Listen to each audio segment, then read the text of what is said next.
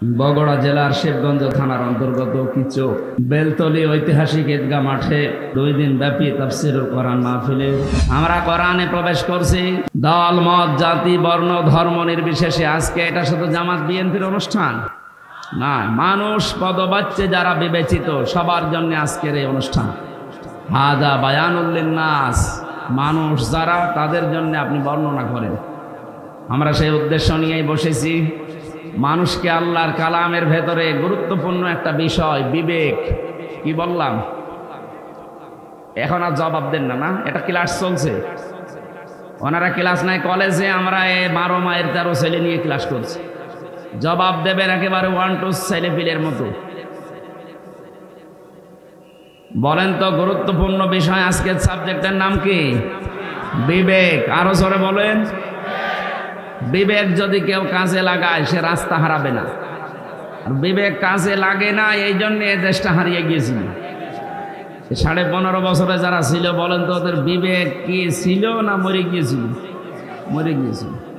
নাই তো জীবিত মানুষ পিটিয়ে যারা তার লাশের ওপরে ড্যান্স দিতে পারে, এ কি মানুষ বলা যায়? পশুও তো এত নিচে নামে না। কথা বলে না কেন? সুতরাং যারা আমরা এসেছি, আমরা আশা করছি আমরা মানুষ, আদমের সন্তান, আশরাফুল মাখলুকাত। আদমের সন্তান 2 প্রকার হয়, একটা সুসন্তান, একটা কুসন্তান। আবু জেহেল, আবু লাহাব, উতবা, সাইবা, ফেরাউন, হামান এরা ছিল কুসন্তান, এরাও আদম সন্তান। এরা কি সন্তান? আপনি এখন বিশ্বের দিকে তাকান, গুগলে সার্চ দেন, 6 জন মানুষের নাম গণহত্যার তালিকায় ভেসে আসবে, তার ভেতরে যিনি পালিয়েছে ওনার নাম আছে। তার মানে উনি গণহত্যাকারী, এটা স্বীকৃত, তামাম দুনিয়া এখন জানে। যেইভাবেই হোক চলে গেছে, আলহামদুলিল্লাহ। কথা বলেন না কেন? কাকে ধরে না এই দেশে? এটা ফকির পর্যন্ত বাদ যায়। ফকিরও তার, আমার মনে হয় ভিক্ষার পরে চাঁদা দেওয়া লাগতো। এই কথা বলেন না কেন? ফকিরের চাঁদা দেওয়া লাগতো না? কি অবস্থা বানিয়েছিল দেশটাকে। জাহান্নাম কেমন হবে আমরা শুধু পড়েছি, দেখি নাই। আজকের তেলাওয়াত কিন্তু আয়াত ওই সংক্রান্ত কিছু কথা আছে, আমরা যদি টাচ দিতে পারি দেব ইনশাল্লাহ।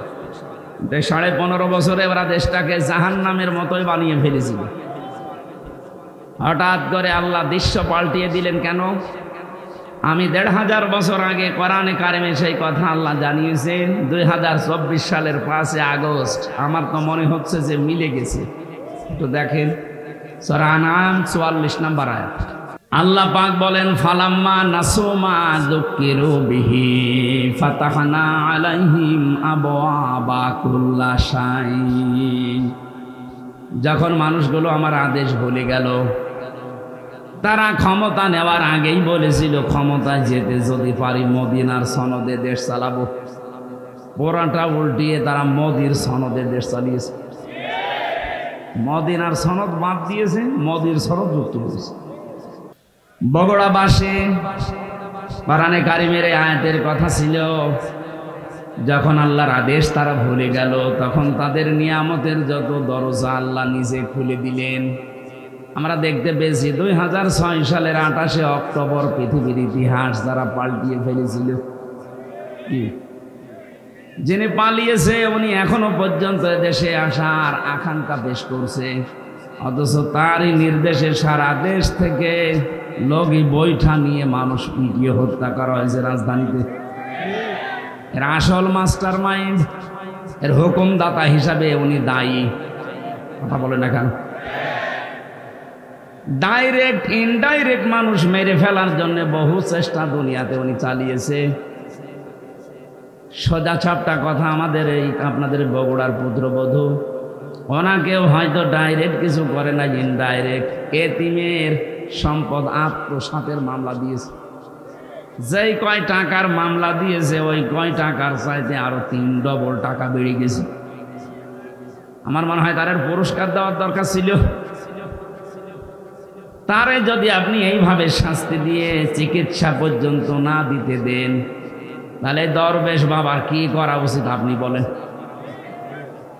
সে তো আর 2 কোটি 3 কোটি না, 36,000 কোটি। আপনি এক জীবনে গণনা করেও শেষ করতে পারবেন না। দেশটা ফোকলা করে ফেলেছে কয়েকজনে। সুতরাং যিনি আছেন দূরে, এই আয়াতের অনুযায়ী আমরা দেখতে পেলাম আল্লাহর আইনগুলো যখন মানুষ ভুলে যায় তখন তাদেরকে আল্লাহ নিয়ামত বাড়িয়ে দেয়। কোন নিয়ামত তাদেরকে দেয়নি? সব আল্লাহ দিয়ে দিয়েছিলেন। হাত্তা ইযা ফারিহু বিমা উতু, আল্লাহ পাক বলেন এই মানুষগুলো আমার এই নিয়ামত পাওয়ার পরে দানকৃত এই সম্পদ, এই ক্ষমতা, এই প্রভাব প্রতিপত্তি, এই টাকা পয়সা, অর্থ সম্পদ, এই সুস্থতা, এগুলো পাওয়ার পরে ওরা যখন আনন্দে আত্মহারা হয়েছিল, আখাযনাহুম বাগতাতান, হঠাৎ করে আমি আল্লাহ নিজে তাদেরকে ধরলাম। 2024 সালের 5 আগস্টে শুধু ছাত্র জনতায় দেশের জনগণ ওদেরকে ধরে নাই, ধরেছি সরাসরি আল্লাহ। আখাযনাহুম এর ফাইল কর্তা আল্লাহ সরাসরি নিজে। আল্লাহ যদি না ধরতেন, বিএনপি জামাতের মতো এত বড় বড় দল 15.5 বছরে একটা কিচ্ছু করতে পারে না। এদের জীবন কি কম গিয়েছে? এদের কষ্ট, শ্রম, ঘাম কম যায়নি? আমি এক একজনের মামলার সংখ্যা দেখতাম আদালতে। ওই ফাঁসির কন্ডেম সেলের ভেতরে আমার সাথে মাঝে মাঝে দেখা করতে আসতো মানুষ। জিজ্ঞাসা করেছি কয়টা মামলা? এক একজন বলছে 313টা, 560টা। ওই সারা জীবন চলে যাবে শুধু হাজিরা দিতেই, যদি খালাসও পায়। আপনার বিবেক কোন জায়গায় গিয়েছিল বলেন? একটা মানুষের নামে 313টা মামলা দেন। আপনি মানুষ না? তাও যদি 10 করে মামলা খায় মেনে নেওয়া যায়। কিচ্ছু জানে না, ঘরে শুয়ে আছে, ঘুমের ভেতরেই ঘুম ভেঙার পরে দেখছে জেলখানায়। কি গো, তুই গাছ কেটেছিস কোন সময়? স্বপ্নে। এই কথা বলছে। এরকম স্বপ্নে মামলা ছিল না দেশে? হাজার হাজার ছিল। সুতরাং এই অবস্থার যারা সৃষ্টি করেছিলেন আল্লাহ নিজে বলছেন আমি তাদেরকে তাদের পাপের বোঝা যখন পরিপূর্ণ হয়ে গেছে তখন আমি নিজে তাদেরকে ধরলাম। বাগতাতান শব্দটা কোরআনে আছে। আকস্মিকভাবে তাদেরকে এমনভাবে ধরেছি ওরা যে দুপুরের খাবার খাবে সে সময়টাও পায়নি। আল্লাহ পাক বলেন ফাইদা হুম মুবলিসুন, এমন অবস্থায় তাদেরকে ধরেছি যে তারা হতাশ হয়ে গেল, নিরাশ হয়ে পড়েছে। এরা যে হতাশ নিরাশ, এদের চেহারার দিকে এখন তাকালে আপনি টের পাবেন। জেলখানায় আমরা যাইনি, যতবার আমাকে আদালতে নিয়েছে ওদের চাইতে অপমান আমাদেরকে আরো বেশি করেছে। ওদেরকে তো দেখছি মাজায় এখনো দড়ি দেয়নি, আর আমাদের মাজায় দড়ি দিয়ে নিয়ে যেত। চেহারার ভেতরে আমাদের হতাশা ছিল না, কারণ আমরা মজলুম। আর এইগুলো সব জালেম। চেহারার ভেতরে দেখেন কোরআনের আয়াত অনুযায়ী আল্লাহ হতাশা দিয়ে ভরে দিয়েছে। মানুষ দেখলে আবেগে একটু আনন্দ করবে, কি পচা ডিম মারতেছে, কথা বলে না কেন? ফাকতিয়া দাবিরুল কওমিল্লাযিনা যালামু, আল্লাহ পাক বলেন জালেমদের শিকড় কেটে দেওয়া হয়ে গেছে। সুতরাং এখনো যারা আশা করে আছেন যে না মা আসতেছে, এই আশা বাদ দেন, কারণ জালেমদের শিকড় কেটে দিয়েছে কে? কিন্তু এই 8-9 দিনে আমরা কিছু ষড়যন্ত্র দেখতে পাচ্ছি। যারা পালিয়ে গেছে এরা এখন বাইরের বিভিন্ন মডেলের কাছে ধর্ণা দিচ্ছে, আর এই মিথ্যা কথাটা তারা জানাচ্ছে যে আমরা নির্বাচিত ছিলাম, আমাদেরকে উৎখাত করা হয়েছে। এটা তাহা মিথ্যা কথা। 15.5 বছরে যারা ছিল ওরা যে নির্বাচিত ছিল এ কথা শয়তানকে বললে সেও বিশ্বাস করবে না। আপনি বলেন, ঘোড়াকে জিজ্ঞাসা করেন, ঘোড়া হাসবে। একটা কথা বললে, কারণ নির্বাচিত হওয়া লাগে যে পদ্ধতিতে, আল্লাহ সে পদ্ধতি কোরআনে কারিমে সূরা হজের 78 নম্বর আয়াতে দিয়েছেন। হুয়া জিতাবাকুম, আল্লাহ বলেন আমি তোমাদেরকে নির্বাচিত করি লক্ষ লক্ষ নবীর উম্মত থেকে, তোমাদেরকে আমি আল্লাহ নিজে নির্বাচিত বাছাই করেছি। তাহলে নির্বাচিত করার দায়িত্ব কার? পদ্ধতি কি? নির্বাচিত করা লাগে যে পদ্ধতির মাধ্যমে, ওটার বাংলা নাম নির্বাচন। বাংলা নাম কি? জবাব দেবেন একেবারে ছাত্রের মতো বললাম। নির্বাচিত হয় মানুষ যে পদ্ধতিতে, নাম কি? আপনি একেবারে নিরপেক্ষ দৃষ্টিতে দিয়ে বলেন তো, এই 15.5 বছর নির্বাচন হয়েছে, আপনি কেন এই মিথ্যা কথা ছড়াচ্ছেন? কাদের সিম্পিতি আবার পেতে চান? সারা দুনিয়া জানে যে আপনি নির্বাচন ছাড়াই ছিলেন, কারণ 154 জন নির্বাচনের আগে ঘোষণা দিয়েছেন। কথা বলেন না কেন? দিনের ভোট আপনি রাতে করে নিয়েছেন। কিভাবে বলেন যে আমি নির্বাচিত ছিলাম? একটা হাজি মানুষ এত বড় মিথ্যা কথা আপনি বলতে পারলেন? হ্যাঁ, আপনার মেয়ে আপনার ছেলে যদি বলতো আমরা কিছু মনে করতাম না, কারণ তারা মিথ্যা বলে। কি আপনি একটা হাজি মানুষ হয়ে মিথ্যা বলেন, তামাম দুনিয়ার মানুষ কি মনে করবে? হাজি মনে হয় মিথ্যাই বলে। কাকে যখন ডিম পাড়ে দেখবেন কোকিলের, মনে করে কেউ দেখতেছে না। আপনি যে মিথ্যা বলছেন মনে করছেন কেউ জানে না, তামাম দুনিয়া এটা জানে যে আপনি মিথ্যাবাদী। আমার তো মনে হয় যত বছর বয়স ওনার, এতটা সত্য কথা জীবনে আছে কিনা আমার সন্দেহ লাগে। কি কথা বলেন?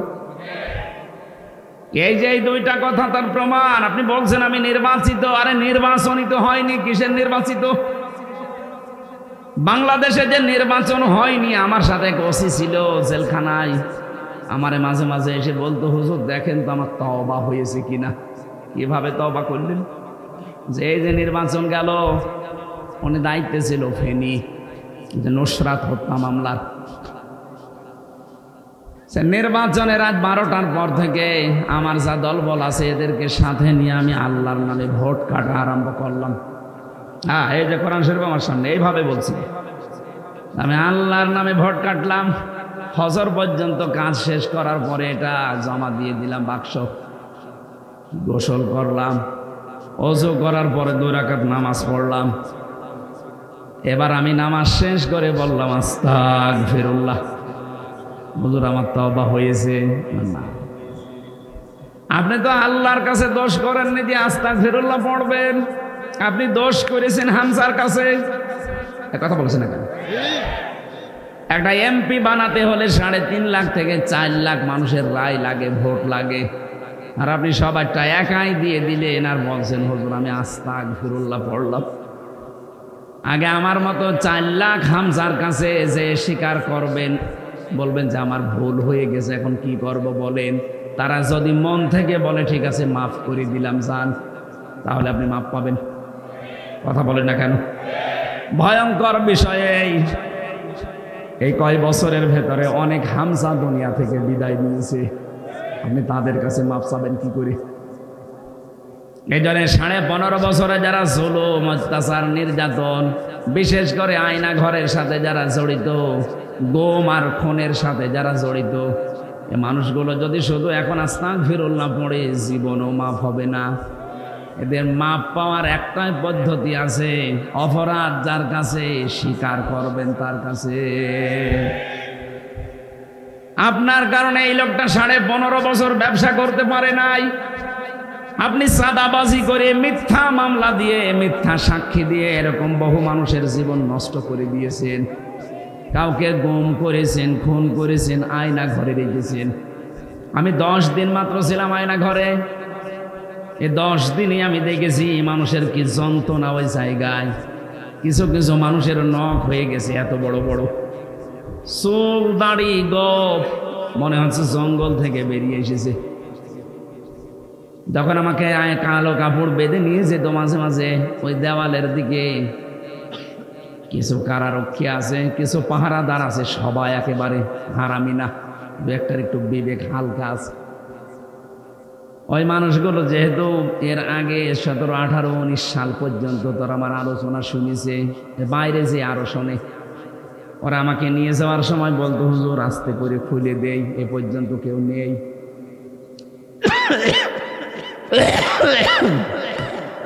মাটির নিচে ওই সুড়ঙ্গ ঘর দিয়ে যখন নিয়েছে, এত বড় বড় নখ হয়ে গেছে, দেওয়ালের সাথে খুশিয়ে খুশিয়ে কেউ কেউ লিখেছে, মোবাইল নাম্বার দিয়ে নিচে লিখে দিয়েছে, ভাই যদি মাইরে যেতে পারেন নাম্বারে বলবেন যে আমি বেঁচে আছি। আপনি কি করেছেন টের পাচ্ছেন? আপনি যদি মেরে ফেলতেন, ইলিয়াস আলীকে ধরার পরে যদি আপনি মেরে ফেলে বলতেন তাকে মেরে ফেলেছি, তার বউটা অন্তত অন্য জায়গায় বিয়ে করতে পারত। কথা বলে না কেন?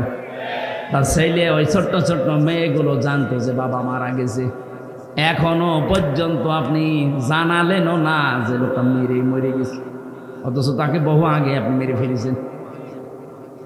এই গম, এটা আমার মনে হয় মানুষ হত্যার চাইতেও বড় অপরাধ। এদেশে কিয়ামতের আগে যারাই আসবে, এই গম নামক এত বড় মানবতা বিরোধী কাজ যেন কিয়ামত পর্যন্ত তুলে দেয়। আপনি মেরে ফেলেন একটা মানুষকে তার অপরাধের জন্য, আপনি গম করবেন কোন কারণে? কত ক্ষতি হয় জানেন? এটাই আমার 10টা দিনের ভেতরে আমার বাবা মা স্ত্রী আমার 2টা মেয়ে পাগল হয়ে গেছে। 10 দিন মাত্র। মুফতি ফখরুল আমার সাথে ছিল, উনি আমাকে বলতো, ভাই হামজা তোমার সাথে কি করে আমি জানি না, আমার এই পায়ের ভেতর দিয়ে হাত দিয়েছে, এভাবে বসিয়ে পায়ের ভেতরে হাত দিয়ে সামনে যে লোহার ব্যারিকেড দেওয়া আছে ওর সাথে হাত বেঁধে হ্যান্ডকাপ দিয়ে লাগিয়ে দেয়। আরে ভাই 2 মিনিট 5 মিনিট 10 মিনিট না, বছরের পর বছর। কাউকে আমি 8 বছর 10 বছর 14 বছরের মানুষ দেখেছি ওখানে। 14টা বছর একটা মানুষ, এদিকে 1.5 হাত, এদিকে 3.5 হাত, এতটুকু একটা ঘর, কোনো আলো বাতাস নেই। একটা মানুষ জানে না যে এটা কোন বছর কোন সাল চলছে, কি মাস এটা, কি বার এটা, কয়টা বাজে, ওর কিচ্ছু জানা নেই। 2-5 দিন 10 দিন থাকলে তো মানুষ পাগল হয়ে যাওয়ার কথা, আমি তো প্রায় হাফ পাগল হয়ে গিয়েছিলাম। অথচ আপনি আসেন 14 বছর। আমার মনে হয় এই দেশের 18 কোটি মানুষকে মানুষ যদি যিনি পালিয়ে গেছে ওনাকে মাফ করে দেয়, ব্যারিস্টার আরমানের বউ জীবনও মাফ করবে না, ইলিয়াস আলীর বউ জীবনও মাফ করবে না। আপনি ওই জায়গায় থাকলে বুঝতে পারতেন কি করেছেন। এই কঠিন অবস্থাগুলো আপনি তৈরি করলেন, আর এখন বলছেন আস্তাগফিরুল্লাহ, আল্লাহ আমাকে মাফ করে দেন। আল্লাহর কাছে আপনি অপরাধ করেছেন, আপনি অপরাধ করেছেন আমাদের কাছে। কথা বলেন ঠিক কিনা? যাদের কাছে অপরাধ করেছেন, যদি সত্যি আপনি জালেম হয়ে থাকেন, আপনি নিজেও জানেন আপনি জালেম কিনা। অপরাধ যার কাছে স্বীকার করবেন তার কাছে। কিভাবে স্বীকার করবেন? যে বলবেন যে ভাই আমার মাফ হয়ে গেছে, ভুল হয়ে গেছে, না, এই 15.5 বছরে তার যে বিশাল ক্ষতি করে ফেলেছেন, ওই ক্ষতিপূরণ আগে তাকে দেবেন। কথা বুঝতেছেন? বছরে আমার বাবার কাছ থেকে প্রায় 30 লাখের উপর আপনার টাকা নিয়েছেন বিনা কারণে। এই যে কয়েকদিন আগে মামলা আমার সব খারিজ হয়ে গেল, আদালত কর্তৃক প্রমাণিত যে আমার কোনো দোষ নেই, আমি নির্দোষ। তাহলে আদালত বলছে আমার কোনো দোষ পাইনি, আমি নির্দোষ। বিনা কারণে নির্দোষ মানুষটাকে 3 বছর আপনি তাও সাধারণ জেলে রাখেননি, ফাঁসির কন্ডেম সেলের ভেতরে রেখেছিলেন। বলেন, আমি কি ওই ধরনের অপরাধ করেছিলাম? ওখানে তো রাখা লাগবে যে মানুষগুলো মার্ডার মামলার আসামি। কেন আপনি আমাকে ওখানে রাখলেন? আমারে আর মামুনুল হককে আর ওই গিয়াসউদ্দিন মামুন সাহেবের 3 জনের ব্যাপারে এত কড়াকড়ি ছিল ভেতরে, দেখতাম ওই ফাঁসির কন্ডেম সেলে রেখেছে, আবার সিসি ক্যামেরা দিয়ে রেখেছে, আমার সাথে যেন কেউ কথা না বলে। এত মানসিক কষ্ট, খাবারের কষ্ট, যোগাযোগ বিচ্ছিন্ন করে রেখেছিলেন। আর আপনি এখন আস্তাগফিরুল্লাহ পড়বেন, আল্লাহ আপনাকে মাফ করে দেবে। আমরা কি করছি? হায় 15.5 বছর আবার আপনাকে আমি বাঁচাতে চাই। যদি সত্যিই মাপ পেতে চান, এই মায়া কান্না বাদ দিয়ে সত্যিই যদি মাপ পেতে চান, যার কাছে যে অপরাধ করেছেন এই অপরাধ স্বীকার করেন, আর ওই অপরাধের জন্য যা যা ক্ষতি হয়েছে ক্ষতিপূরণ দেন। কাউকে মিথ্যা মামলা দিয়েছেন, মিথ্যা সাক্ষী দিয়ে তাকে 5 বছর জেল খাটিয়েছেন, ওই 5 বছরে তার যে বিশাল ক্ষতি করে ফেললেন, ওই ক্ষতিপূরণ আপনাকে দেওয়া লাগবে। আমার মনে হয় এই তাওবা যদি বাংলাদেশে আরম্ভ হয়, আগামীতে যারাই রাষ্ট্রনায়ক হবে, আগামীতে যারাই দেশ নায়ক হবে, তারাও চিন্তা ভাবনা করে দেশ চালাবে। কথা বলেন না কেন? আর এই তাওবা যদি না হয় দেশে, এ পৃথিবীতে সন্ত্রাস মুক্ত করা কখনোই সম্ভব হবে না। মানুষের ভেতরে যে আছে, দিন দিন এদের অপরাধ প্রবণতা বাড়তে থাকবে। আমরা আশা করি আজকে থেকে অপরাধ যার কাছে করবেন, ক্ষমা চাবেন তার কাছে। একটা হাদিস বলছে, যুবতী মেয়ে এসে বলে, হে রাসূল, আমি জিনা করে ফেলেছি। নবীজি বললেন, কাউকে বলবা না, চলে যাও। মেয়েটি আবার এসে বলে, হে রাসূল, আমি জিনা করেছি। কানে আওয়াজ রাখবে। আপনি যদি সত্যি চিটারি করেন না, যাওয়ার সময় এমন বদনাম করবো জীবনে কেউ মাইক নেবে না। কানে আওয়াজ লাগবে, আমার কানে আওয়াজ লাগবে। দরকার হয় মাইক কানের দিকে ঘুরিয়ে দেন। আধা ঘন্টা পরে আমি জানছি আমার গলা বসে যাবে। তাড়াতাড়ি করেন, বাইরে আওয়াজ দেওয়ার কোনো দরকার নেই। আর এখানে দুইজন বসে কি দেখছেন কি? একজন থাকেন, একজন বাইরে কাজ করেন। সুবহানাল্লাহ আলহামদুলিল্লাহ লা ইলাহা ইল্লাল্লাহ সুবহানাল্লাহ আলহামদুলিল্লাহ।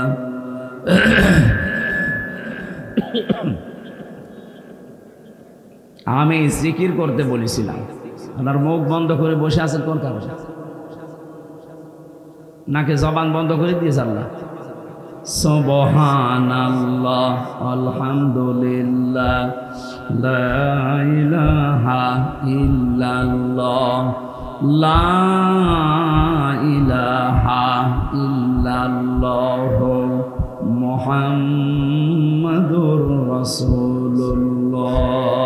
আল্লাহুম্মা সাল্লি আলা সাইয়্যিদিনা মাওলানা মুহাম্মাদ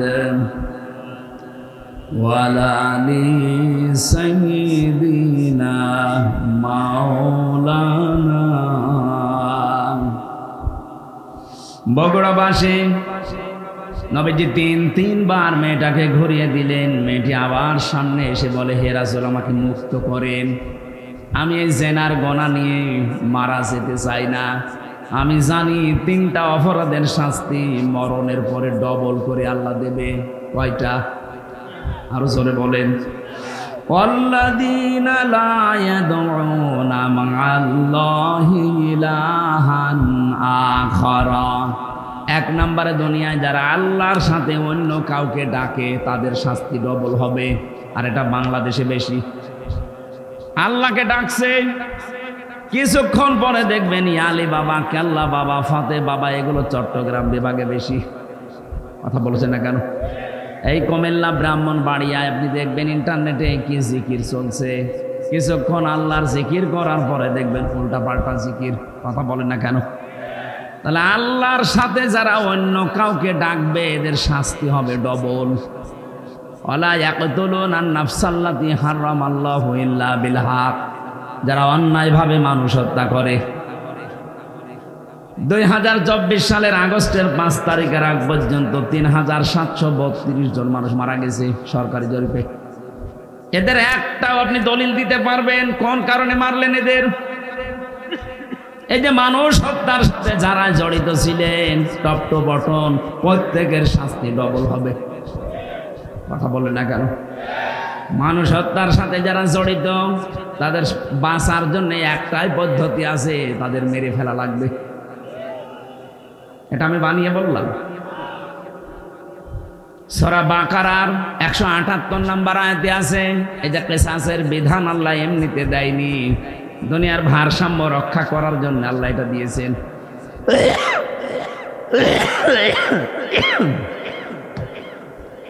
সুতরাং যারা মানুষ হত্যার সাথে জড়িত, আপনাদের আখিরাত শেষ। আপনি মারা গেলে জাহান্নামী। ওমাই ইয়াকতুল মুমিনা মুতাআম্মিদান ফাজাযাউহু জাহান্নাম। সূরা নিসার 93 নম্বর আয়াত।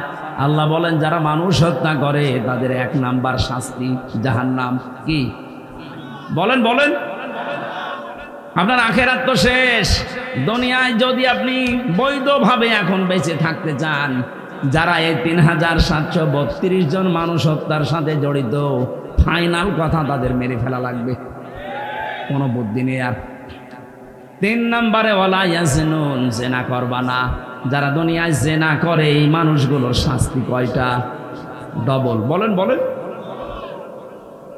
মেয়েটি বলছে, হে রাসূল আমি জেনা করে ফেলেছি, গর্ভবতীও হয়ে গেছি। বিশ্ব নবী বললেন তোমার অপরাধ হয়েছে, কিন্তু বাচ্চাটার অপরাধ নেই, ওটা আগে খালাস হোক।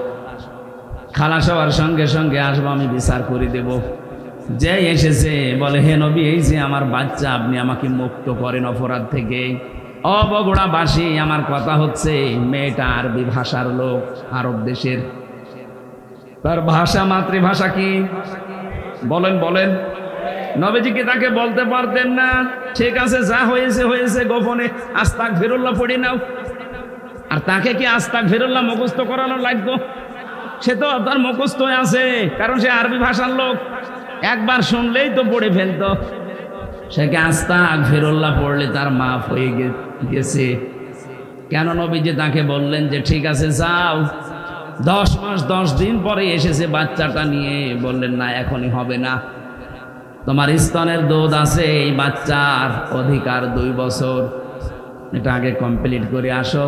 বাচ্চাটা যখন শক্ত খাবার খাওয়া শিখবে তখন আসবা। ঠিক এসেছে। যখন আসলেন ডাক দিয়ে বললেন, হে রাসূল তাড়াতাড়ি করেন। সে কিন্তু জানে যে বিচার কি হবে, সে নিজে জেনে এসেছে। বিশ্বনবী নিজে ছেলেটাকে এক সাহাবীর আন্ডারে দিয়ে দিলেন।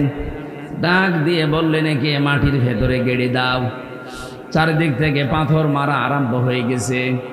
হযরতে খালিদ ইবনে ওয়ালিদ বলেন, এত জোরে একটা পাথর নিক্ষেপ করলাম, একটা ফিনকি দিয়ে রক্ত এসে আমার শরীরে লেগেছে। আমি বরদোয়া দিয়েছিলাম, ভৎসনা দিয়েছিলাম। নবীজির কানে কথাটা যাবার পরেই বিশ্বনবী বললেন, খালিদ থামো, আমি নবী, তুমি নবী না। আমি যা জানি তুমি জানো না, আমি যা দেখতে পাই তুমি দেখতে পাও না।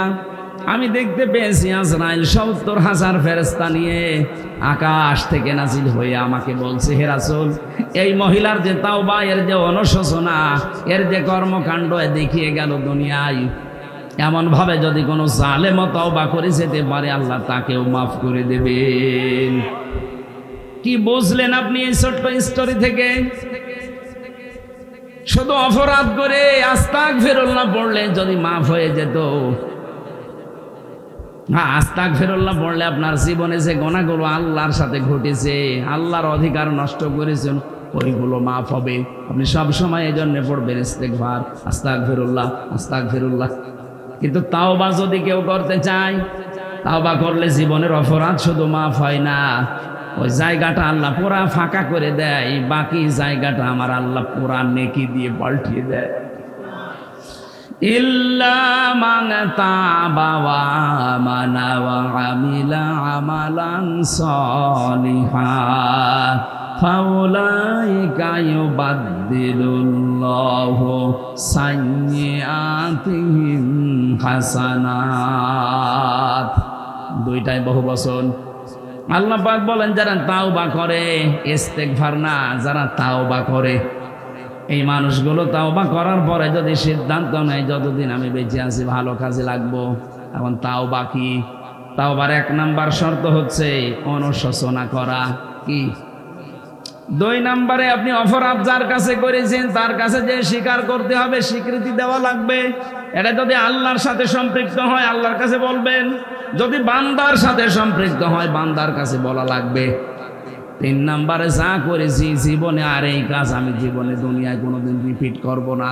জোরে বলেন সুবহানাল্লাহ। তাহলে তাওবা করলে জীবনের অপরাধ শুধু মাফ হয় না, পুরা জায়গাটা আল্লাহ নেকি দিয়ে পাল্টিয়ে দেয়। এটা আস্তাগফিরুল্লাহর মতো না। মেয়েটা তাওবা করেছে না ইস্তেগফার করেছে? তাওবা। বলেন বলেন। এই জন্য আমার আল্লাহ দুনিয়াতে তার এমন তাওবা কবুল করলেন, বিশ্বনবী বলেন এটা যদি পুরা আরব জাহানে সবার ভেতরে ভাগ করে দেন সবাইকে আল্লাহ মাফ করে দেবে। এত বড় তাওবা হয়েছে তার। আর 15.5 বছরে এই 14 দল বাদ দিয়ে বাকি আমরা যারা আছি এদেশে সবাই মাজলুম। কথা বললেন না? 14 দল বাদ দিয়ে বাকি যারা আছি আমরা সবাই কম বেশি মজলুম। এই মজলুমদের এখন উহুদের ময়দান থেকে শিক্ষা নেওয়া লাগবে। উহুদের ময়দানে প্রথমে কিন্তু বিজয় হয়ে গিয়েছিল মুসলমানদের, কিন্তু গনিমতের মাল যখন ভাগাভাগি করার জন্য দৌড়াদৌড়ি আরম্ভ করেছে, হযরতে খালিদ বিন ওয়ালিদ ওই সময় কাফের ছিল। আকস্মিক ভাবে তিনি অতর্কিত হামলা চালিয়ে জায়গায় 14 জন মানুষ মেরে ফেলেছিলেন। আমার মনে হয় বাংলাদেশ এখন উহুদের প্রান্তরে দাঁড়িয়ে আছে। আমরা যে বিজয়টা পেয়েছি, এই মাজলুম মানুষগুলো যদি এখনো পর্যন্ত মায়ের পেটের সন্তানের মতো আমরা সিমেন্টেড হয়ে যেতে না পারি, ওরা কিন্তু এখনো পেতে আছে। দেখেন না, মাঝে মাঝে বলে আমি কাছাকাছি আছি, চট করে ঢুকে পড়বো, এমনি বলে।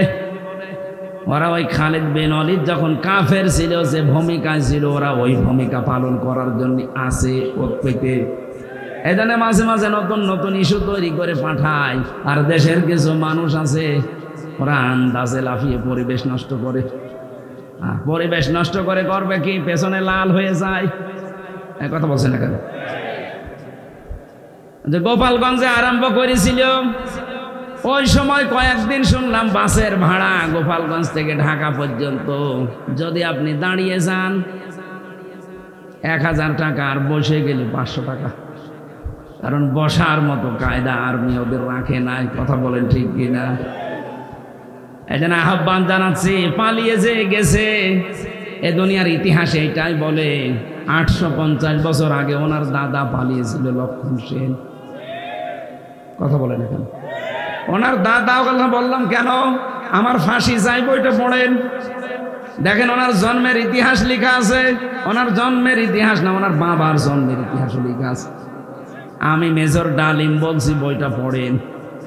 আমি 5 তারিখের পরে এই কয়েকটা বই আমি সব আগা গোড়া শেষ করে দিয়ে গেছি। আল্লাহ, আমরা ভাবি কি আর আসলে হয়েছে কি? আন্দাজে মুসলমান বললেই হবে। এই জন্যই বলছি 850 বছর আগে ওনার পর দাদা দাদা যারা পালিয়েছে, লক্ষণ সেন সেই রাস্তা ধরেই পালিয়ে গেল। পৃথিবীর ইতিহাস পুরা পাল্টিয়ে দিয়েছে। 350 জন এমপি একবারে পালিয়ে যায়। সারা পৃথিবীর 257টা রাষ্ট্রে আমি পাইনি, বাংলাদেশে দেখলাম। শুধু পার্লামেন্টের যারা মেম্বার এরাই পালিয়ে যায়নি, জাতীয় মসজিদের ইমাম পর্যন্ত পালিয়ে গেছে। কি আশ্চর্য বলেন তো, ইমাম সাহেবও পালিয়ে যায়।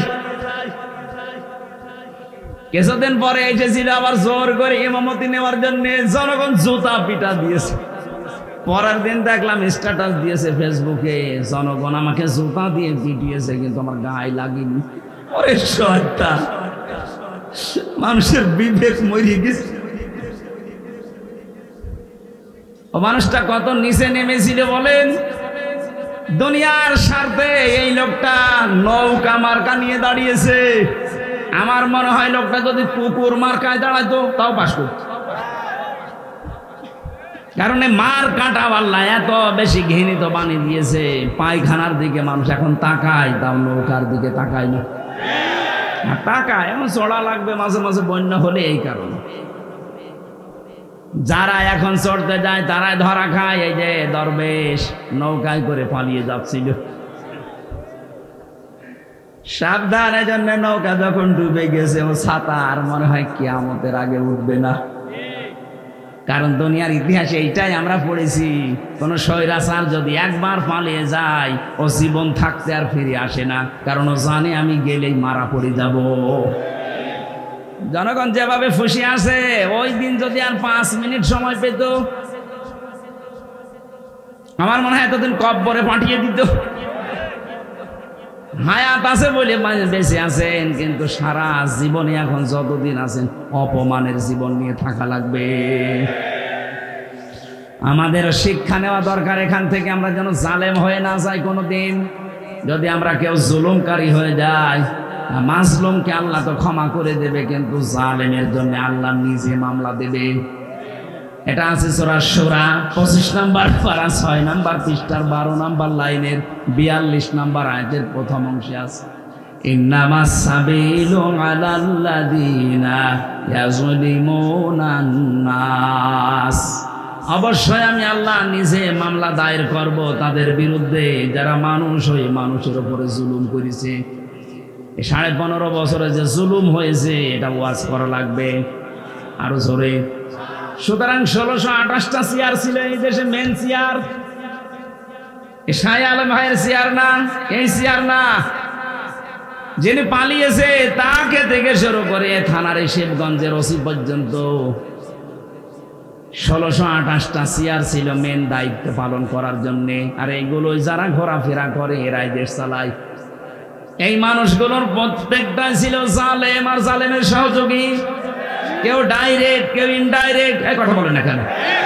এদের বিরুদ্ধে মামলা হামজার বলেন, শাহ আলমের, কার? আমরা অত্যাচারিত হয়েছি, আমরা যদি কিছু নাও বলি আল্লাহ আপনার বিরুদ্ধে মামলা দেবে। কারণ এই দেশের 1628টা চেয়ারের যারা ছিল তারা আল্লাহর মামলার আসামি। আপনি শব্দটা খেয়াল করছেন? কত ওজনওয়ালা! আল্লাহর মামলার আসামি এরা। বাদী যত বড় হয় মামলা তত কঠিন হয়। বলেন, এরা আল্লাহর মামলার আসামি। এদের দুনিয়াও শেষ, জালেমদের আখিরাতও শেষ। আল্লাহু লা ইয়াহদিল কওমাজ জালিমিন। আল্লাহ বলেন আমি জালেমদেরকে হেদায়েত দিচ্ছি না, দেব না। এটা মোজারে, বর্তমান, ভবিষ্যৎ, প্রেজেন্ট, ফিউচার। কি করলেন আপনি? জালেমদের দোসর হয়ে সাহায্য সহযোগিতা করে যা কামিয়েছিলেন সেগুলো ভোগ করতে পারলেন না। আর দুনিয়া তো শেষ হয়ে গেল, আপনার আখিরাতও শেষ। আপনি তো ছোটখাটো কোন বাদীর আসামি না, আপনি সরাসরি আল্লাহর মামলার আসামি।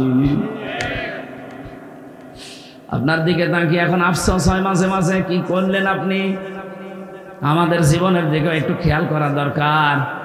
আমি আমার ইমান থেকে বলছি, এখানে যারাই আমরা আছি 200 বছর পরে যদি এই জমিনে কেউ আমরা ঘুরে আসি, আমার নিজের বাড়ি, বানানো বাড়ি, আমাকে আমার নাতি ছেলে তারা উঠতে দেবে?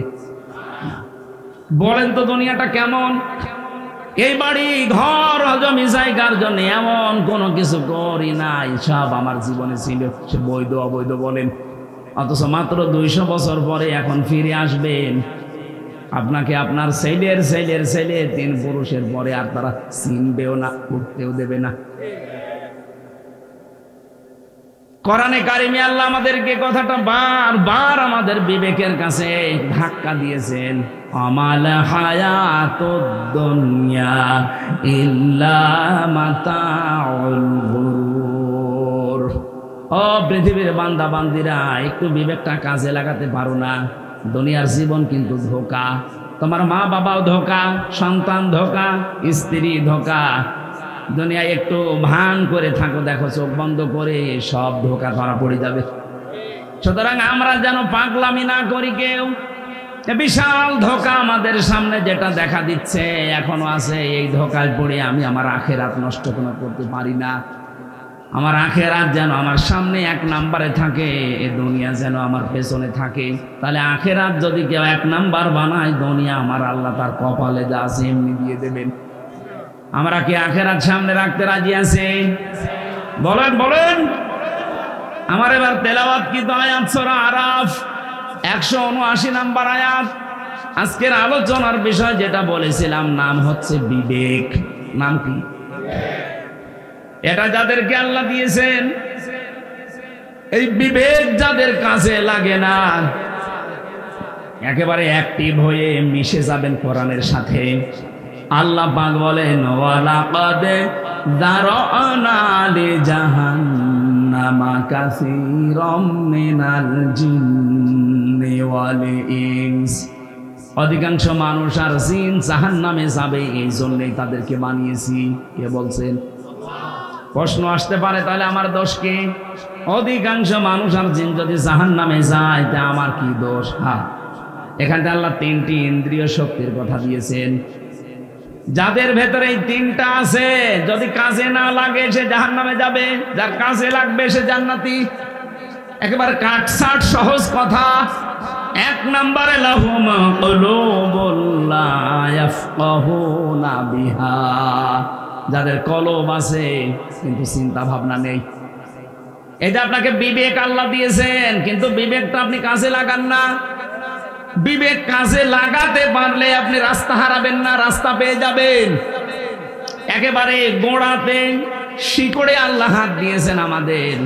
হালাতা আলাল ইনসানি হিনুম মিনাদ দাহরি লাম ইয়াকুন শাইআম মাযকুরা।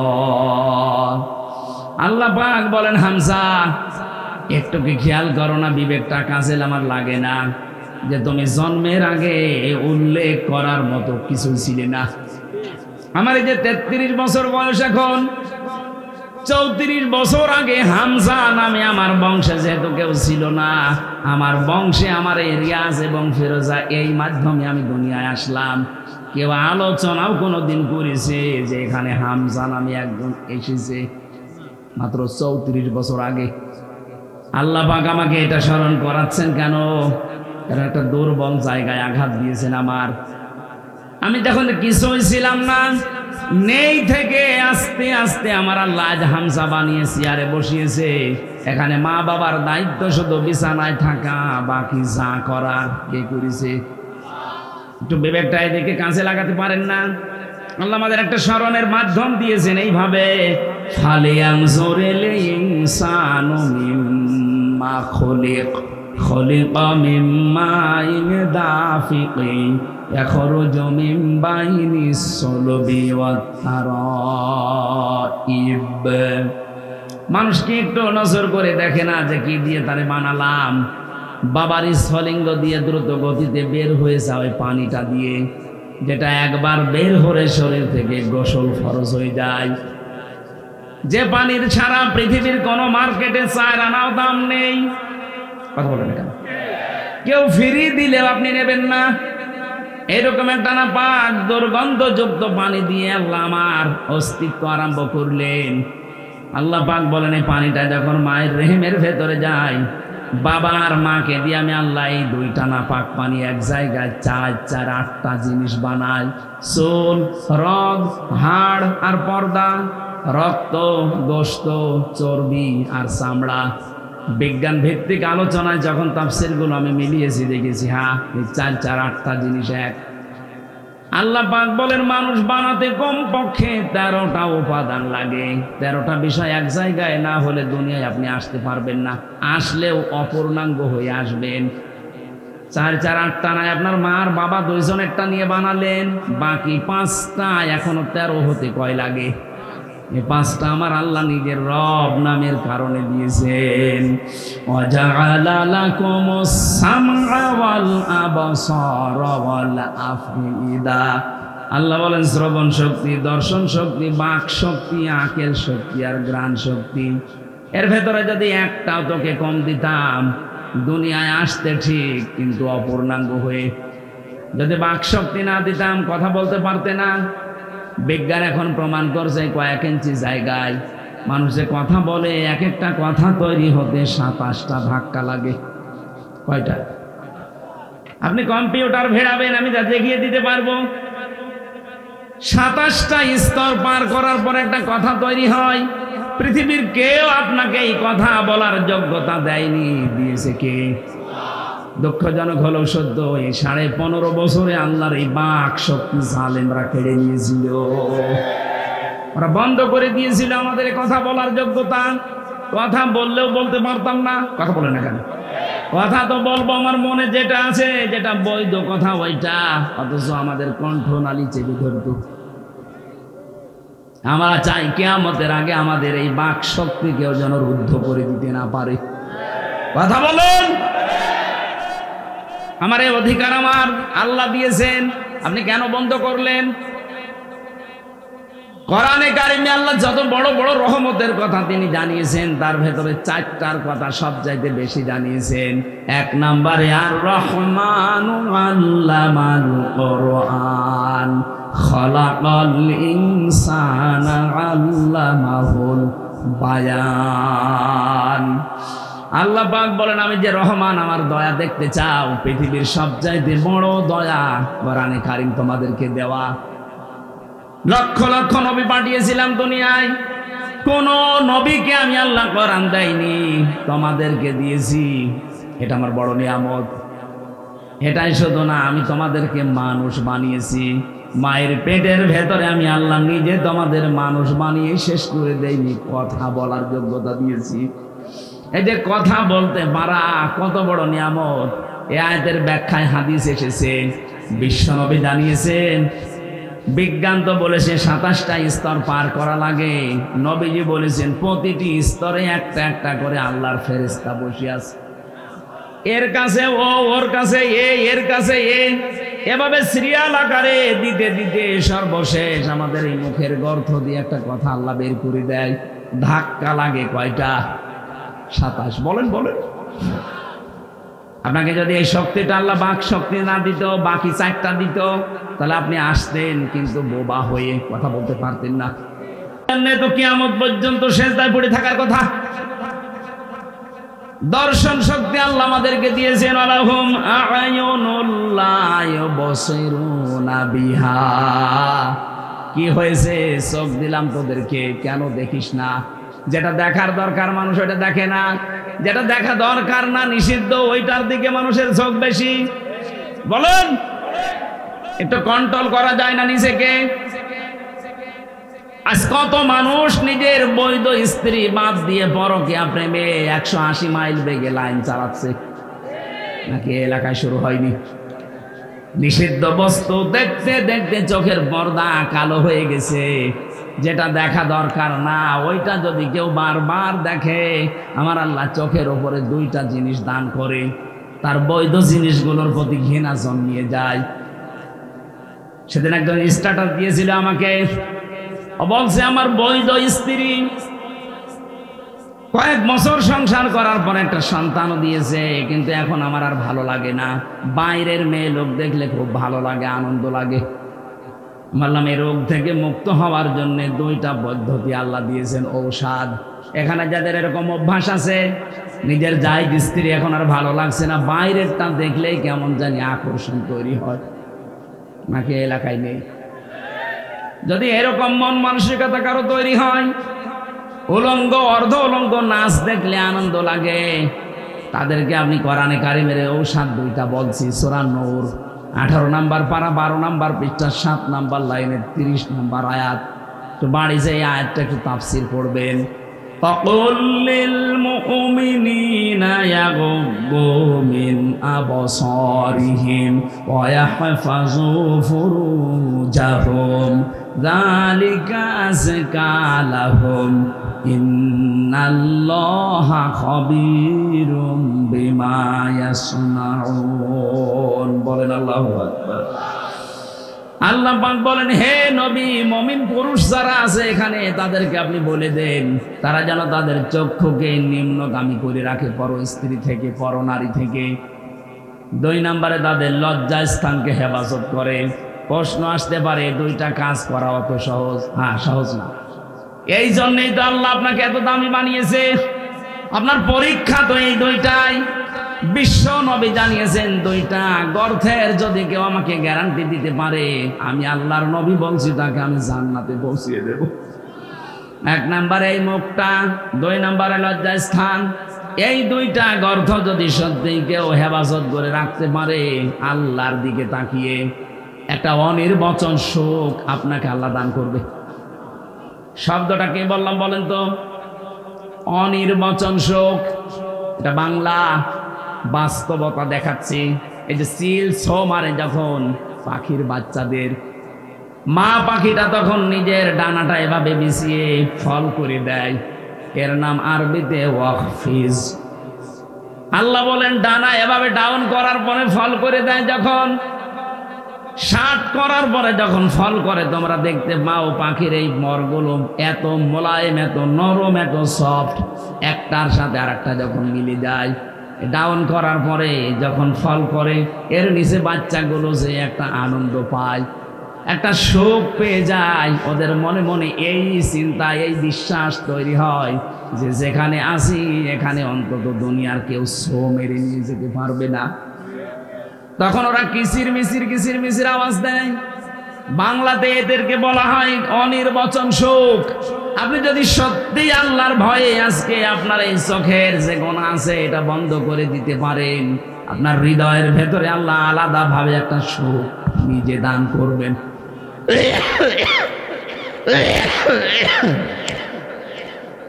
বগুড়াবাসী এজন্য এখনই এই মুহূর্ত থেকে মাহফিল যদি সাকসেস করতে চাই, শুধু সুন্দর করে সাজানোই না, এটা বাড়ি নিয়ে যাওয়া লাগবে। যাদের মোবাইলে এমন দৃশ্য তৈরি করা আছে ডিলিট করেন, যেটা নিচে দেখলে আনন্দ পান, অন্য দেখলে আপনার লজ্জা লাগে। এরকম দৃশ্য নেই, এক কথা বলছেন এখানে। এইরকম দৃশ্য যাদের আছে নিজে দেখলে খুব আনন্দ লাগে, মজা লাগে, অন্য কেউ দেখলে আপনার লজ্জা লাগে। এটা ডিলিট করবেন। কারা কারা হাত তোলেন তো? ওই মুরব্বী, দেখি মোবাইল, দেখি দেখি কি আছে, দেখি। কি আশ্চর্য, দাঁড়িয়ালা মানুষ, কি রেখেছেন আপনি মোবাইলে? এক্ষণে ডিলিট করেন।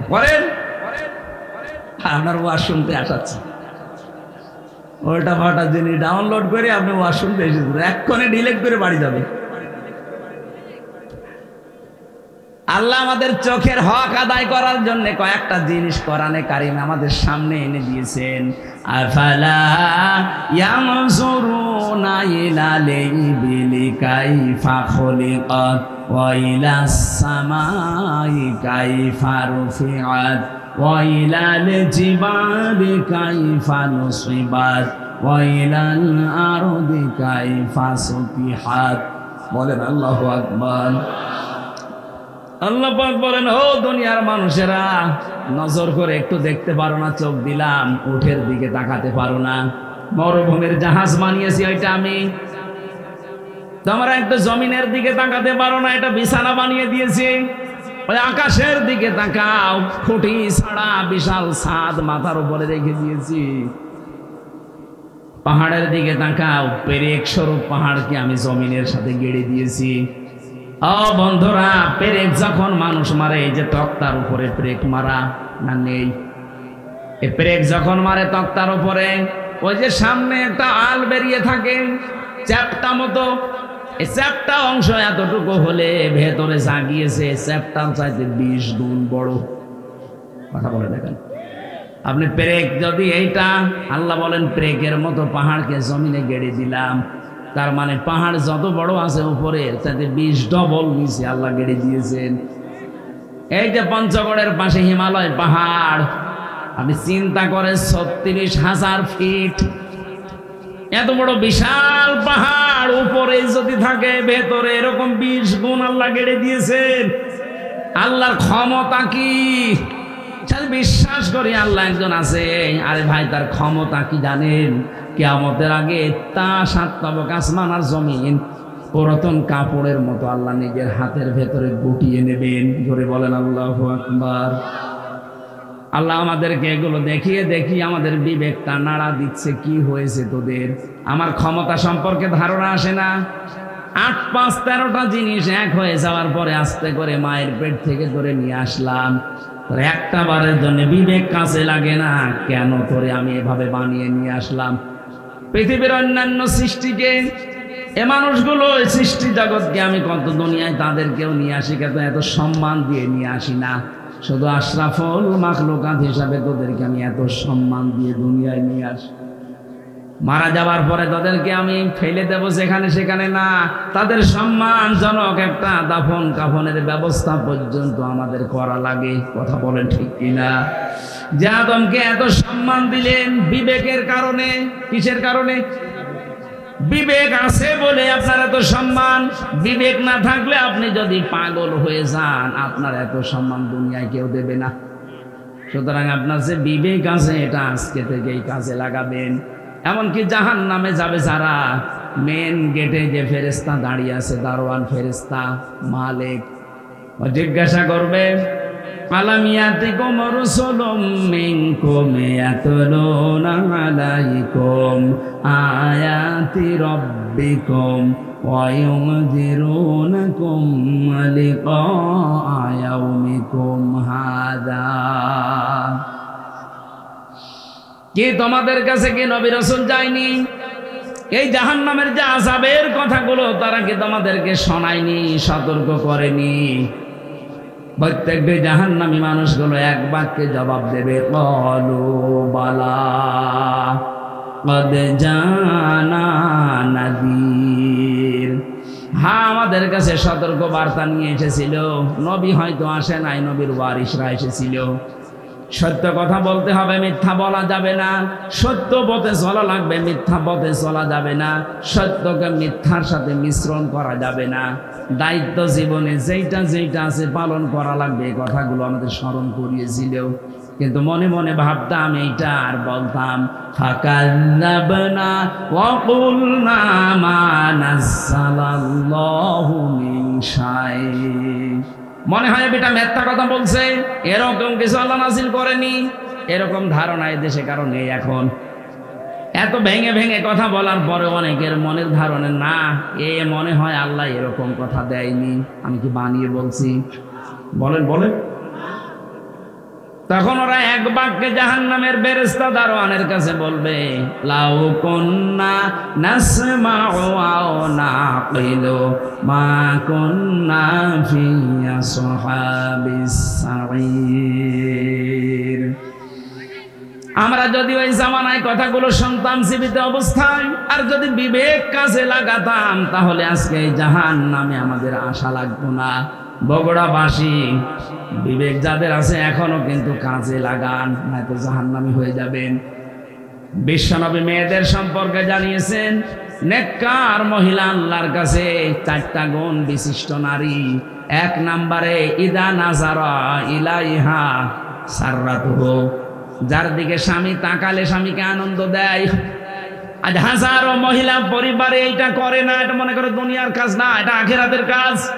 স্বামী বাইরে থেকে যখনই আসবে, আপনার কথাবার্তা দিয়ে, অভ্যর্থনা দিয়ে, ওয়েলকাম দিয়ে, ব্যবহার আচার দিয়ে, খেদমত দিয়ে, যেভাবেই হোক তার মনটা তরতাজা করা লাগবে।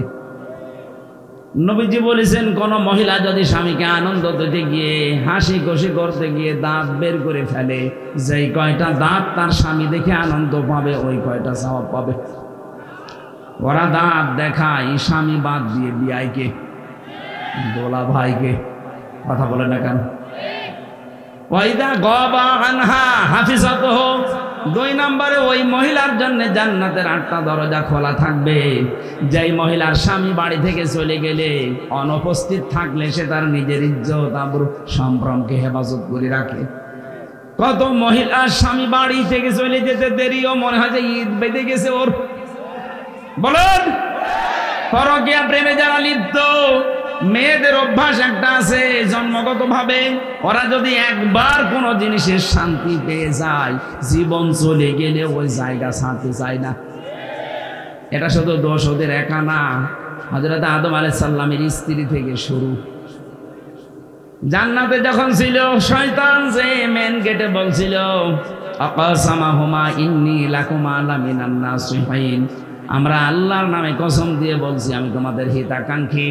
গোপন ভিত্তিতে সংবাদ পেয়েছি যে আল্লাহ তোমাদেরকে আরামের শান্তির জায়গায় বেশি দিন রাখবে না, তোমাদের তাড়িয়ে দেবে। হযরতে হাওয়া আলাইহিস সালাম আগে পেছনে চিন্তা না করে মনে করলেন, কি এত বড় আরামের জায়গায় থাকতে পারবো না? মানে বলছে কি করা লাগবে তাই বলেন, যা করা লাগে আরামের জায়গায় থাকতে আমি তাই করব। শয়তানের জন্য টার্গেট নিয়েছিল মহিলাকে। কাকে? বলেন বলেন। মেয়েদের চক্রান্ত যে কত ভয়ঙ্কর, জান্নাত থেকে পর্যন্ত আমাদের চলে আসা লেগেছে। 15.5 বছরে মেয়ে লোকের চক্রান্ত আপনি দেখতে পেলেন না? একবার কোন রকমে চেয়ারে বসার পর যে শান্তি পেয়ে গেছে, দুনিয়ার সব মানুষ মারা যাক, চেয়ার আমার চাই। এজন্য মাঝে মাঝে দেখতাম এ কথা বলতো, নির্বাচন হয় হোক, না হয় না হোক, আমি ক্ষমতা চাই। এটা শয়তানের কথা। কার কথা? মেয়েরা, আপনি স্বামী বাইরে গেলে, যে অনুপস্থিত স্বামী, আন্দাজে যার তার মোবাইলে কল দিয়ে এই যে শাবনূরের কণ্ঠে কথা বলেন, আপনি যতক্ষণ পরপুরুষের সাথে কথায় লিপ্ত থাকবেন, আপনার কবিরা গুনাহ উঠতে থাকবে। মেয়েরা মোবাইলে কোন আওয়াজে কোন সিস্টেমে কথা বলবে আল্লাহ তাও জানিয়েছেন। সূরা আহজাবের 32 নম্বর আয়াত, ইয়া নিসান নাবিয়্যি লাস্তুন্না কাআহাদিম মিনান নিসাই ইনিত্তাকাইতুন্না ফালা তাখদাউনা বিল কওলি। আল্লাহ পাক বলেন, হে নবীর স্ত্রীরা, পর্দার আড়াল থেকে যদি কথা বলতে চান, কথা বলবেন সত্য কথা, কিন্তু ভাষা করবেন রুক্ষ সূক্ষ্ম, গরম দিয়ে কথা বলবেন। যার সাথে কথা বলছেন ওনার মনের ভেতরে যদি শয়তান কোনো কিছু ওয়াসওয়াসা দেয়, ওইটার কাজে লাগবে না। আপনি মোবাইলে কথা বলতে হলে প্রথমে সালাম দিয়ে জিজ্ঞাসা করে, যদি স্বামী কোথায়, বলে স্বামী আছে বাথরুমে অন্য জায়গায়, কি কি দরকার, এমন ঝাঁঝালো গলায় বলবেন। যদি পরপুরুষ হয়, ওর মনের ভেতরে শয়তান উকি ঝুঁকি দিলে ওর সঙ্গে সঙ্গে পাল্টিয়ে যাবে। মনে মনে ভাববে, আল্লাহ এ কি মহিলা না আজরাইল। আর যদি শাবনূরের কণ্ঠে আপনি শুরু করেন আলাপ, ও মনে করবে কাজ হচ্ছে। একদিন, 2 দিন, 5 দিন পরে দেখবেন 2 শয়তান ফেলে দিয়ে উনি আল্লাহর রাস্তায় পালিয়েছে। এই জন্য স্বামী যখন বাড়ি থাকে না, স্বামীর সন্তান, স্বামীর সম্পদ, স্বামীর ইজ্জত, আবরু হেফাজত করে রাখা নেককার মহিলার গুণ। 3 নাম্বার, ওয়াতুইনু আলা দীনি যাওজাতিহা। যখন স্বামী বাইরে থেকে দিনের কাজ কারবার করার জন্য থাকবে, তখন তাকে আপনি ছাড় দেবেন, সাহায্য করবেন, সহযোগিতা করবেন, উৎসাহ দেবেন। তো অধিকাংশ মহিলারা এটাই নেই। দিনের কাজে, মানবতার কাজে, 10টা মানুষের কর্মসংস্থান তৈরি করার জন্য স্বামী কাজ করছে, আপনি তার উৎসাহ দেবেন। আরো কথা বলে দেখেন, একটা মসজিদ বানিয়ে দিলে কয়জন মানুষ নামাজ পড়বে? নাই 2000। কথা বলে না কেন? একটা রাস্তা যদি কেউ সংস্কার করে দেয়, একটা ব্রিজ বানিয়ে দেয়, লক্ষ লক্ষ মানুষ রাস্তায় হাঁটবে। 1000 মসজিদ বানানোর চাইতে একটা ব্রিজ, কালভার্ট সংস্কার করা আল্লাহর কাছে দামি। এরকম মানবতার পক্ষে যে কাজগুলো, মানবতাকে সাহায্য করার জন্য, আল্লাহর দ্বীন প্রচারের জন্য, কায়েমের জন্য, প্রতিষ্ঠার জন্য যারা কাজ করে বেড়ায়, নেককার স্ত্রীর কর্তব্য হচ্ছে তাকে উৎসাহ দেওয়া, সাহায্য করা। খাদিজাতুল কুবরা এইটাই করেছিলেন নবীর জন্য। এই জন্য আল্লাহ তাকে নিজে সালাম পাঠিয়েছেন। সুবহানাল্লাহ বলতে পারেন না? আপনাকে সালাম দেবে কি করে? আপনি তার বাধা দেন। আপনার স্বামী কি মদ গাঁজা খেয়ে বেড়াচ্ছে? সে তো মানবতার পক্ষে কাজ করছে, 10টা মানুষের কর্মসংস্থান তৈরির জন্য চেষ্টা চালাচ্ছে। সমাজের জন্য কাজ করে যারা, মানবতার জন্য, ইসলামের জন্য, তাদের স্ত্রীরা যেন ছাড় দেয়, সাহায্য করে, উৎসাহ দেয়। এটা নেককার মহিলা। 4 নাম্বারে, স্বামী যেটা পছন্দ করে, নেককার হতে চাইলে ওইটা আপনাকে পছন্দ করা লাগবে, যদি জায়েজ হয়। আমি সহ যত স্বামী এখানে আছি, প্রতিটি স্বামী আমরা চাই এবং পছন্দ করি মন থেকে। যে কোরআন হাতে নিয়ে বলছি, মন থেকে আমি চাই এবং পছন্দ করি বিয়ের পরে যেন আমার মা বাবা আমার সাথে থাকে। কথা বলে না কেন? 100টার 98টা মহিলা এটা চায় না। হ্যাঁ, নামাজ পড়ে, রোজা রাখে, কালো বোরকা পরে, কিন্তু স্বামীকে মাঝে মাঝে খোঁচায়, কি আর কতদিন একসাথে থাকবা, আলাদা হবা না। এই কথাটা শুধু ওই মেয়ে লোকের না, ওই মেয়ে লোককে হাওয়া দিচ্ছে ওই মেয়ে লোকের মা আর বড় বোন। ওখান থেকে শুধু হাওয়া দেয়, আর কতদিন থাকবি একসাথে, আরামে খেতে চাইলে আলাদা হ। এরকম শাশুড়ি আর বড় শালি কার আছে? হাত তোলেন তো। একজন আছে না? কি ইয়ার কি মারার কথা না, ওরা আছে, সত্যি আছে। সম্মানিত মা বোনেরা, আপনি মনে করেছেন আমি নামাজ পড়ি, রোজা রাখি, কালো বোরকা পরি, জান্নাত আমি পাবো না? পাবে কি? কে বলেছে আপনি জান্নাত পাবেন? জান্নাতে যেতে হলে আপনার স্বামী যেটা পছন্দ করে ওটা যদি জায়েজ হয়, আল্লাহর কসম আপনার কষ্ট হলেও মেনে নেওয়া লাগবে। এই যে কয়েকদিন আমি গিয়েছিলাম আগে নীলফামারী কিশোরগঞ্জ থানা, একটা বৃদ্ধাশ্রমে ঢুকলাম। কতগুলো মা আর বাবা বসে আছে, তাদের চোখের দিকে তাকালেই মনে হচ্ছে ওরা সন্তানের জন্য বদদুয়া দিচ্ছে। কত কষ্ট লাগে একটা সন্তান বড় করতে। যারা বাবা আছে জিজ্ঞাসা করে দেখেন, একটা ছেলে একটা মেয়ের পেছনে 25 বছর 22 বছর শ্রম দেওয়ার পরে তার বিয়ে দেওয়া হয়। আমার মনে হয় আমার এই ছোট্ট মেয়েটাকে নিয়ে আমি যে ঝামেলায় আছি, আমাকে নিয়ে আমার বাবা মা ঠিক এই ঝামেলায় ছিল। প্রতিটি মানুষের পেছনে তার মা বাবা ঠিক এইভাবে শ্রম দিয়েছে। অথচ লাইন ধরে এই লাইনে বাবা, এই লাইনে মা বসে আছে বৃদ্ধাশ্রমে, সবগুলোর সন্তানই আছে। এতে সন্তানগুলো নিজেরা বড় ধাক্কা সহ্য করতে না পেরে বৃদ্ধাশ্রমে মাকে রেখে গেছে। সূরা আরাফ পড়েছি। আরাফের প্রথম বাংলা অর্থ হচ্ছে আরাফ মানে প্রাচীর। আরাফ মানে নবীজি বলেন জান্নাত আর জাহান্নামের মাঝে আল্লাহ একটা প্রাচীর দিয়ে রাখবে। কিছু মানুষকে আল্লাহ দাঁড় করিয়ে দেবে, ওদেরকে আল্লাহ জাহান্নামও দেবে না, জান্নাতেও দেবে না। সাহাবী প্রশ্ন করলেন, হুজুর জান্নাতে দেবে না কেন? নবীজি বলেন এরা আর যাই করুক মা বাবার হক আদায় করতো না, তাদের সাথে খারাপ ব্যবহার করতো। আজকে গতকালকে বগুড়াতে একটা ছেলে মাকে জবাই পর্যন্ত করে ফেলেছে।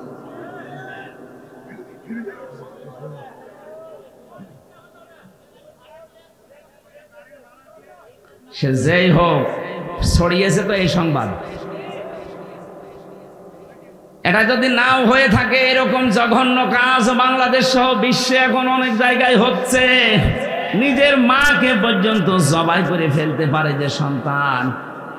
আমার মনে হয় আরাফ নামক প্রাচীরে অলরেডি দাঁড়িয়ে আছে। সাহাবী বললেন, হুজুর ওরা জাহান্নামে যায় না কেন? বিশ্বনবী বলেন ওদেরকে আল্লাহ জাহান্নামে দিচ্ছে না, কারণ ওরা দুনিয়াতে দিন কায়েমের জন্য চেষ্টা করত। সুতরাং আপনার জীবনের মেন টার্গেট বানাবেন আল্লাহর দিনকে করে জমিনে কায়েম করা যায়। সে যেভাবেই হোক, পদ্ধতি যদি এই দুনিয়াতে আল্লাহর পাঠানো সিস্টেমের বাইরে যায়, ওই পদ্ধতি মানা যাবে না, যেটা জিএমবিরা করে না। ইসলাম কোনদিন এই পৃথিবীতে জঙ্গিবাদ, সন্ত্রাসী, বোমা হামলা এটা সমর্থন করে নাই, করবেও না। এই পৃথিবীর ময়দান শান্ত রাখার জন্য আল্লাহর যে নিয়ম আছে, রসুলের দেখানো যে পদ্ধতি আছে, এইটা অ্যাপ্লাই করে যদি কিয়ামত পর্যন্ত লাগে, দিন কায়েম না হয়, আপনার অসুবিধা নেই, আপনি চেষ্টা করার কারণে বেতন পেয়ে যাবেন। কথা বলে না কেন? আমাদের চেষ্টা থাকা লাগবে। কি করে আলা আলাহুল খালক ওয়াল আমর, এই জমিন আল্লাহ বানিয়েছে, কি করে আল্লাহর জমিনে আল্লাহর দিন এখানে দাঁড় করানো যায়। এটা আমি করতে পারলে ভালো, না করতে পারলো আমার লস নেই। আমার বিকাল 5টা মানে জীবনের শেষ দিনে আল্লাহ আমাকে বেতন দিয়ে দেবে, আর আমার বেতনের নাম জান্নাত। বেতনের নাম কি? এই জন্য আমাদের বিবেকটা আজকে আমাদের কাজে লাগানোর সময়। দুনিয়াতে যাদের বিবেক কাজে লাগে না, কোরআনের ভাষায় সূরা আনফাল 22 নম্বর আয়াত, ইন্না শাররাদ দাওয়াবি ইনদাল্লাহিস সুম্মুল বুকুমুল লাযীনা লা ইয়াকিলুন। দুনিয়াতে যাদের বিবেক কাজে লাগে না, আল্লাহ বলেন হে নবী ওদেরকে মানুষের মতো দেখতে মনে হলে ওগুলো জানোয়ারের চাইতেও খারাপ। আমি বারবার বলছি কেন শব্দটা, কারণ 15.5 বছরে যারা ছিল একটারও বিবেক কাজে লাগে নাই। আপনার যদি বিবেক ন্যূনতম কাজে লাগতো, বিনা ভোটের এমপি হয়ে আপনি ভোট ফলাতে পারতেন না? আপনার লজ্জা করতো না? জনগণ আমাকে নির্বাচিত করে না, আমি পরিচয় দিই করে যে আমি এমপি। আপনার বিবেক কোথায় গিয়েছিল? উপরে পোশাক করেছিল বিবেকে। সারা দুনিয়া ধিক্কার দিয়েছে 15.5 বছর, এরপরও মাটি কামড়িয়ে চেয়ার ধরে পড়িয়াছে। আল্লাহ এত বড় লাথি দিয়েছে, এখন আদালতে নিতে গেল দেখি লাথি খাই। কয়েকদিন আগে ইনো একটা লাথি খেয়েছে না? শুধু ওরে না, যারা জালেম ছিল প্রত্যেককে লাথি দেওয়া দরকার। এগুলো তো দুনিয়ার লাথি, আখিরাতের লাথি পড়িয়াছে। ফেরেশতারা ওদেরকে ফুটবলের মতো পিটাবে। জালেম আমরা কোনোদিন যেন না হয়ে যায়। আলাহুম আযানুল্লাহ ইয়াসমাউনা বিহা, যেগুলো শোনার তোমরা শোনো না। কি হয়েছে? কান দিলাম, শুনতে চাও না কেন?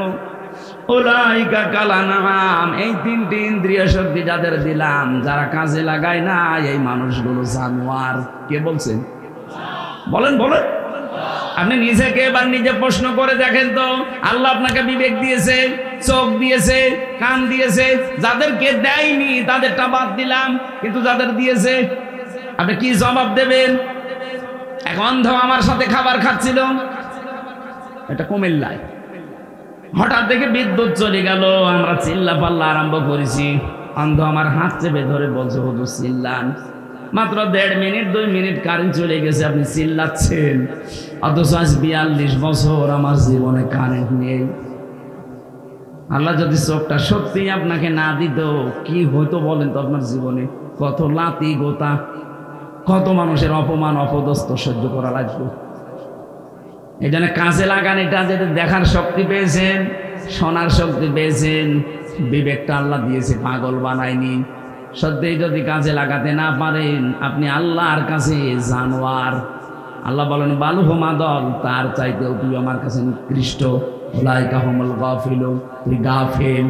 আর গাফেলের জন্য আল্লাহর বানানো বাগান জান্নাত নেই। মেয়েদেরকে যে 4টা কথা বললাম, যখনই স্বামী আপনার দিকে নজর দেবে স্বামীকে খুশি করবেন। স্বামী বাইরে গেলে হেফাজতে রাখবেন নিজের লজ্জাস্থান, নিজের সন্তান, স্বামীর সম্পদ। 3 নম্বরে স্বামীকে সাহায্য করবেন, মানবতার কাজে, দিনের কাজে উৎসাহ দেবেন। 4 নম্বরে স্বামী যেটা পছন্দ করে যদি জায়েজ হয়, কষ্ট হলে ওইটা সাপোর্ট করবেন।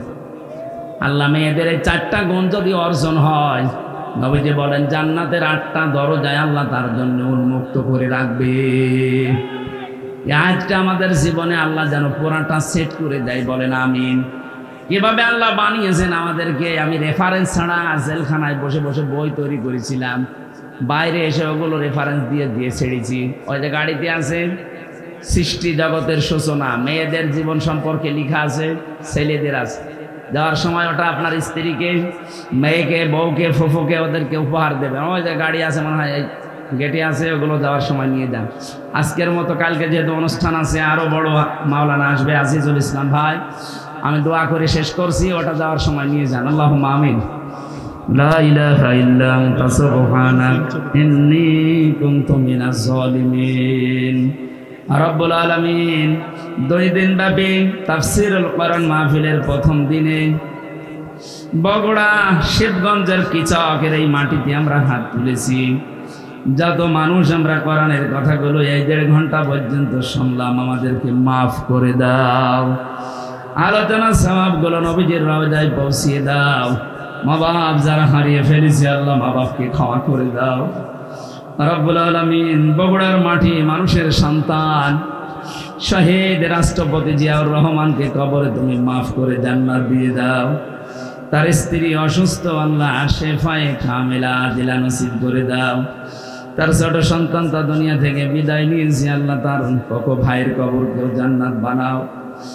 রব্বুল আলামিন শ্রদ্ধাভাজন বড় ভাই জনাব তারেক জিয়া এই মাটির সন্তান, নির্বাসিত হয়ে আছে নিজের দেশ থেকে, কতটা বছর পাড়ি জমিয়ে প্রবাসে পড়ে আছে। আল্লাহ তাআলা সম্মানের সাথে, ইজ্জতের সাথে এ দেশের সন্তান এ দেশের মাটিতে ফিরিয়ে দাও। কোরআনে কারিম দিয়ে দেশ চলছে, এটা দেখে মরার সুযোগ করে দাও। মাহফিলের প্রধান অতিথি অধ্যক্ষ মীর শাহ আলম, আল্লাহ তাআলা এনামের ভেতরে যেটা লুকিয়ে আছে তাকে তুমি ওই জায়গায় পৌঁছিয়ে দাও। জনগণের খেদমত করার জন্য আশা আকাঙ্ক্ষা পেশ করেছে, তোমার এলমে জানা আছে তার দ্বারা কি হবে, মানবতার কাজ হবে, ইসলামের কাজ হবে, তোমার জানা থাকে। আল্লাহ তুমি তাকে বিজয় করে দিও। সম্মানিত সভাপতি মাহফিলের যে 2 জন আলেম, আল্লাহ বিশেষ করে আমার আফসার ভাই, জনগণের দায়িত্ব তাকে দিয়েছিলে, সামনে যেন তুমি তাকে সঠিকভাবে দায়িত্ব পালন করার সুযোগ করে দিও। মা বোনদেরকে 4টা গুণে গুণান্বিত হওয়ার তৌফিক দাও। জালেমের জেলখানায় 3টা বছর বড় অসুস্থ হয়ে পড়েছি আমি, আল্লাহ আমাকে তুমি আগের অবস্থায় স্বাভাবিক অবস্থায় ফিরিয়ে দাও। কোরআনের কথাগুলো সহজ সরল ভাষায় বলার মতো যোগ্যতা আমাকে ভিক্ষা দাও। এই এলাকায় মাটির নিচে কত মানুষ ঘুমিয়ে আছে, কোরআনের ইজ্জতে আল্লাহ তুমি মাফ করে দাও।